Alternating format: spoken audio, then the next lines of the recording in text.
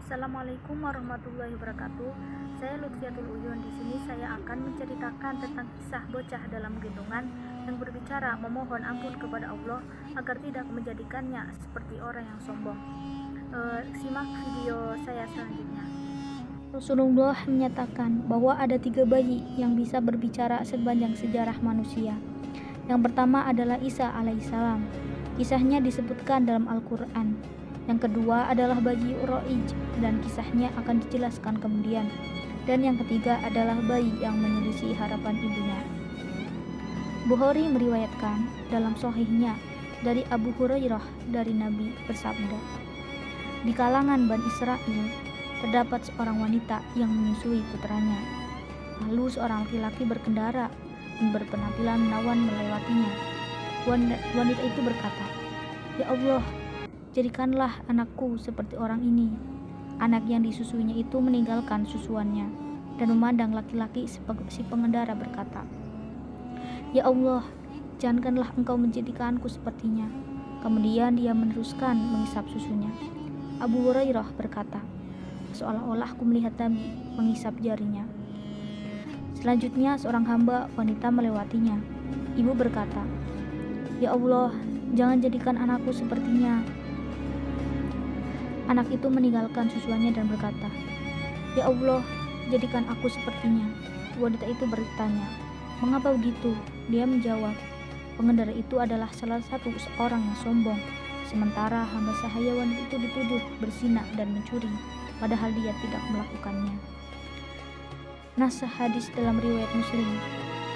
Manakala seorang bayi sedang menyusu dari ibunya, seorang mengendara dengan penampilan menarik lewat dengan kendaraan yang mewah.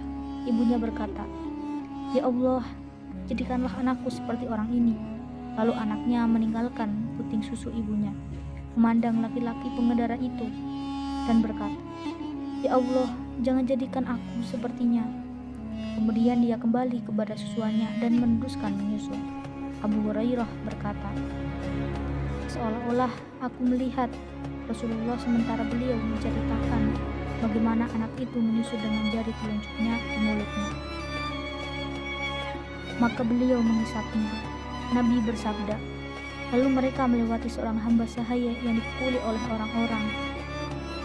Mereka berkata kepadanya, "Kamu telah berzina dan mencuri." Sementara hamba sahaya itu menjawab, "Cukuplah Allah sebagai penolongku dan dia adalah sebaik-baik pertolongan." Ibu itu berkata, "Ya Allah, jangan jadikan anakku sepertinya." Lalu si anak meninggalkan susunya dan berat kepada hamba sahaya itu dan berkata, "Ya Allah, jadikan aku seperti dia." Pada saat itulah terjadi perbincangan antara ibu dengan bayi yang disusunya. Ibunya berkata, "Semoga lehermu sakit." Telah lewat seorang laki-laki dengan penampilan menarik dan aku berkata, "Ya Allah, jadikanlah anakku sepertinya." Tapi kamu berkata, "Ya Allah, jangan jadikan diriku sepertinya." Lalu lewatlah seorang hamba sahaya, wanita yang dipukuli, dan mereka berkata kepadanya, "Kamu telah berzina dan mencuri."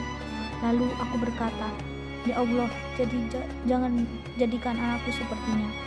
Dan kamu berkata, "Ya Allah, jadikan diriku seperti dia." Anaknya menjawab, "Laki-laki itu adalah laki-laki yang sombong." Maka aku berkata, "Ya Allah, jangan jadikan aku sepertinya." Dan sesungguhnya wanita itu yang mereka tuduh berzina dan mencuri, sebenarnya dia tidak berzina dan mencuri. Maka aku berkata, "Ya Allah, jadikanlah aku sepertinya." Para pembelajaran untuk menjelaskan, menerangkan, dan mendapatkan ilmu di dalam jiwa sebagaimana dilakukan oleh Rasulullah.